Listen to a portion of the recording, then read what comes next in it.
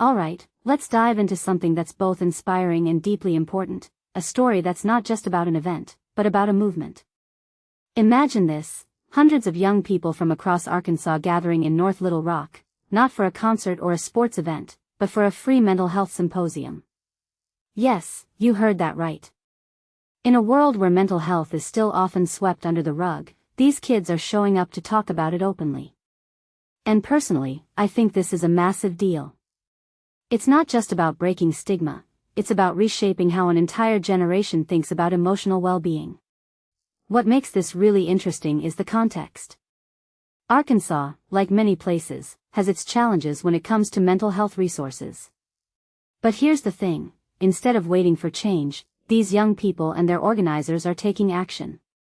The Little Rock Diamond Foundation hosted this event, called United Minds, a cultural connection to mental health, and it's not just a catchy name.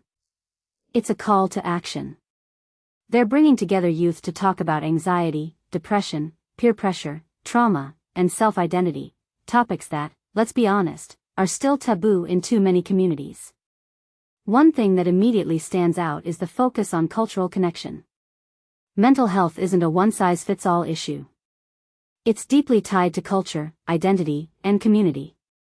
By framing it this way, the organizers are acknowledging that these conversations need to be rooted in the experiences of the people having them. This isn't just about handing out pamphlets or giving a lecture, it's about creating a safe space where young people can see themselves reflected in the discussion. Now, let's talk about the logistics, because they're just as important as the message. The event was free, which is huge. Mental health resources shouldn't be a luxury, but in many places, they are. By removing financial barriers, the organizers ensured that anyone who wanted to be there could attend. And it wasn't just about talking, attendees received school supplies, breakfast, and lunch. This isn't just an event, it's a community effort to support these kids in every way possible. What many people don't realize is how critical these kinds of initiatives are for families. Tyron Haney, the president of the Little Rock Diamond Foundation, pointed out that many parents don't have the tools to support their children's mental health, and the kids themselves often don't know how to cope. This symposium isn't just about the kids, it's about equipping families with the resources they need to thrive. If you take a step back and think about it, this is about building a support system that extends beyond the individual. This raises a deeper question: why aren't more communities doing this? Mental health is a universal issue, yet it's often treated as a personal problem. Events like this remind us that it's a collective responsibility. We need more organizers, more leaders, and more young people stepping up to create these spaces. What this really suggests is that change starts at the grassroots level, with people who care enough to act. A detail I find fascinating is the timing of this event. It's August, right before school starts. For many kids, the transition back to school can be stressful, especially after a summer of freedom.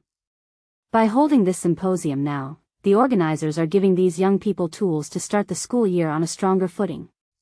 It's not just about addressing problems, it's about prevention and empowerment. From my perspective, this isn't just a local story. It's a blueprint for how communities everywhere can tackle mental health stigma. It's about recognizing that young people aren't just the future, they're the present.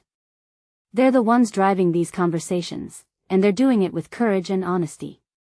Personally, I think this is one of the most hopeful stories I've come across in a while.